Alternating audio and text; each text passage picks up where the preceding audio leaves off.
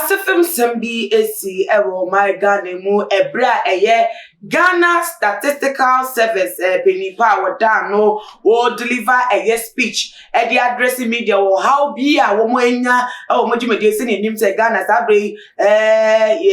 kan ye ni efiefia de titimu na de it me at the building update as na ye no enfie du echie bia no de se wo sabre ni ma ye ya wo mu ediduma at se numerate se nanam sie na problems awodo ma encounter it as won na na mo de etudwa no abewe ya de so ma sere kwa so mpebi e de account problems are man can tell internal soma o ma sere na ni bi aka won no na nka na wo ba be address so for in the middle of the address yare ye nuwase yare a onim se bedwem nie yare a won fere se nipa we o nipa kukudam titru obi a te se fere won ho na nti wo de ma mentwen wonya aboto obi na go de ma na kpakọ nda bi bedwem ana se yare etika eye openi eso sabre no ka se hu video beta ponte te se echo very viral na openi America no asem eye owura woda eye National Statistical Service and no abludo na enim na Professor Samuel Kobina enim ebuja for bra wo di nkomo cheche ne nsemu di ne statement no etudwa no obi nim de bae ye hu ane se asena no efonfom kakra all of a sudden na se kasa no enya mabiem no gina won na se ase wo ko na echi ni subre ede aba no so nti emu onu ma wo ma no mate na se a wo mo tie ne nsema na wo de etudwa no wo mo ye ntepa eso ni mo rational ede kopie mu e wa ya sabia na hono na report me if you aba se the real di a stroke ananka chino ewo platform so ebra na say we addressing the media or the problems that Ghana Statistical Service for my encounter during the National Population and Housing Census so no emu na it was a funny video no boy yasefim ahomtie but ni nemu ni wo ho adanse nti ye ba kohwe na so na make message we go people ye chidom or charge herbal center o na say ase ma ye twede abramu ya be bia wo so bia mfa won say na sifatie sabre ya oduma kwa chuma ba chedia wo me say ya edifini bedwemu nti se na tie bia no bomodia na fa wo numbers na echego awase na from na biem so po mo cha kwan ewakra aha dansuma ane biem so no tamale no one northern region no mutime enso mo emu ane ebi na ebuza for yesa ko ovre ya sabre ya we de ne won abeka no so ewo ye bra wo gina domini Ghana ni live video bi kasas so atese ya we be so so ye ko he ni video no emna tesia. We also have some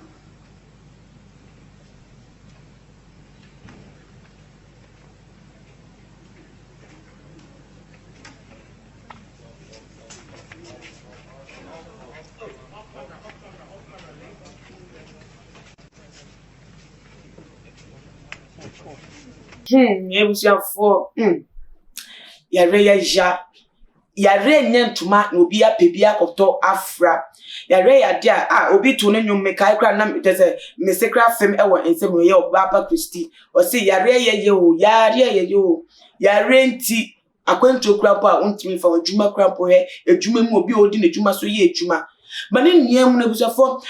fotu ba ponte enisa amanfo su se ebeya mpanimfo hodo mo deda institutions ahodo no wo mumpe wo mapomudin ewonsem enka because apomudin wo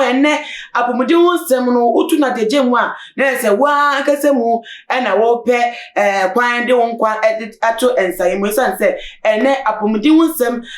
yade a tese akwa atwe a wan pent man sho apomudin a say assembly betimi afa wase na ya read bibre na adokre ni part so na mo krampa onya tinke won symptoms on won onya tinke bi antonim say we normal we healthy or so that no so that no identity onim say ya bi wo but ye didie mu asesa ye so ni masa he gala say for kra say ye so bi so for enye na machire mu akọ echira ko like pepper so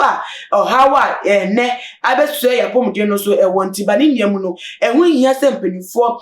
number 1 mranti ayabaso na 17 years to me any stroke 10 years na say ya diabetes and nam nimu etene hu hia pa say ebebe ya pomudie won sem ya hwe ni aka because sa baby ekoto no obi nim say obi ni wa enkechira sem ebeye deja ekebeye arwosem ena mebusuafo enti nyame ne cha yeda na sese wo che ne nkwama ni eto no nipemu atese ni enya nipa etimi so na sia sa doda yaresabia wo ja yahwe ba ni niam no yepomden ho ehia enti bi ebu no ye nhwese yepomden ho nsem yebepe ni aka ebra na ebeko for checkups ne mpokwa na yawese ebeki be healthy lifestyles unidi anajo emmedia ne nhwe so fa nkodada bi udidi anu se o so ya se untitu apomo exercise kakra bi a untimi nya time nya krampa wo workers kakra bi udwane kakra bi jumpers kakra bi ebetumi aboa aje nkwa ma nkwa achere ewasase ne womu a enkese nke womo ye adwuma abrechi na enkese ko munya ni joma baba na ya brenti womu abro makoko ye pension afei na ya ready o half for ebeso mte bi ye adwuma edi etio omo ya bre ho eka enya senkoto nti we die yene eyefutuo na mede mane se yenhwe ne yempe yapomudi wonsem enka na nsem bi se yetimi aso ne wom se ya ready enkransa na babat ebetimi abibi ede afam na mede AC on this sad note no wonso ado nche afam bia bomodi a never try our comment section e biom no share video me on all the social media platforms bomodi and follow Tuma GH on Instagram, Twitter so at Tuma GH _ Facebook Tuma GH maso fona na amu so na mende nsemi besumo na me ya do my video shopping. Bye bye.